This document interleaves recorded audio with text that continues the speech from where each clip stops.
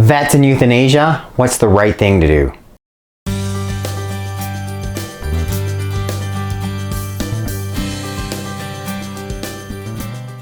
Hello, welcome back to my channel. If you're new, welcome. Click there to subscribe, hit the bell to sign up for notifications. Then we click the link directly in the box below. I can send you a copy of my free book. Euthanasia is one of those big subjects that most of us have a hard time talking about. In fact, it's probably not talked about near enough, especially in relation to your veterinarian, your dog, your cat, and what does it mean to end your pet's life, and is it the right thing to do, and do vets, do they struggle with that? You're watching this YouTube channel, I suspect you're a pretty dedicated pet parent. Perhaps you have a small dog like Tula, like little Tula, who I would do anything for. You're super thoughtful. Any decision involving your pet is going to be made with a huge degree of thought. It's not something that you're not treating them like a lifestyle. They've got to fit into your lifestyle. The topic of euthanasia comes up, you're going to put a whole lot of thought into it. But not every client is like that. One 2018 study found that 80% of vets, they're saying that not every euthanasia is ethical, in terms of there are euthanasias that they've had to perform that, or they've been asked to perform, that in their opinion probably shouldn't be happening. And there are these moral dilemmas that come up. I can think back in veterinary practice. A client is moving somewhere, and it just so happens that their cat has been all of a sudden peeing in the house, and they've tried everything. There's nothing else they can do. Can you euthanize them?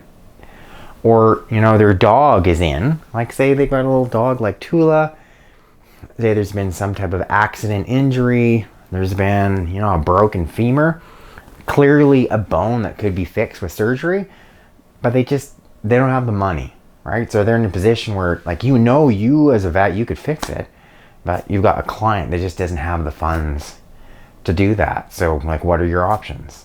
As a veterinarian, you can clearly, not choose to euthanize an animal, and it's up to the individual professional whether they're making that decision or not. The clients can't just come in and say, I'm moving up north.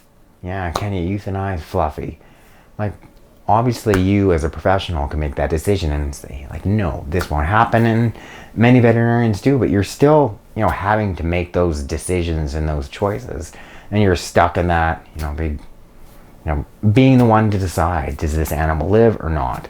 But when is the right time to euthanize an animal? It's not always that clear cut, and here are veterinarians making these daily life decisions, and it's clearly, it kind of weighs on so many people when you're sort of stuck in this conundrum of okay, maybe if I just try this more diagnostic test, or maybe we try this treatment, then this dog, Tula might be okay, or I gave, maybe I try this one more thing for this chronic vomiting, maybe Murray might be okay. You're kind of stuck in that. It's not 100% clear.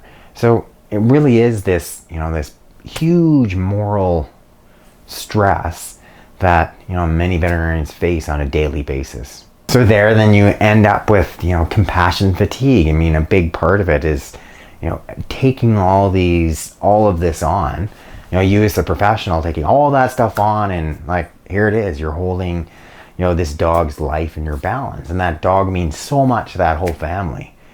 So you can see it can be a pretty challenging profession to work in. If you have a veterinarian that refuses to euthanize an animal, he or she probably has a pretty darn good reason for that.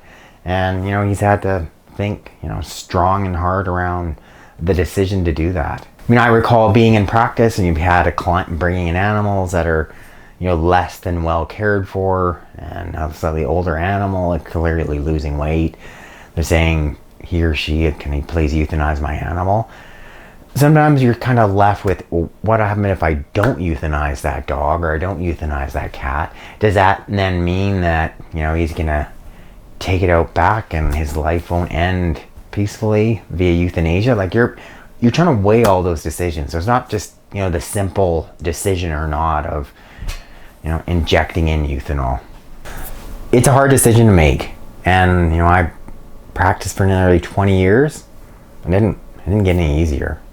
And that's one thing I definitely value that from the profession, to be able to help animals that were in distress, like to be able to have that option. But it doesn't mean it's easy. Thanks for watching. It's Dr. Jones.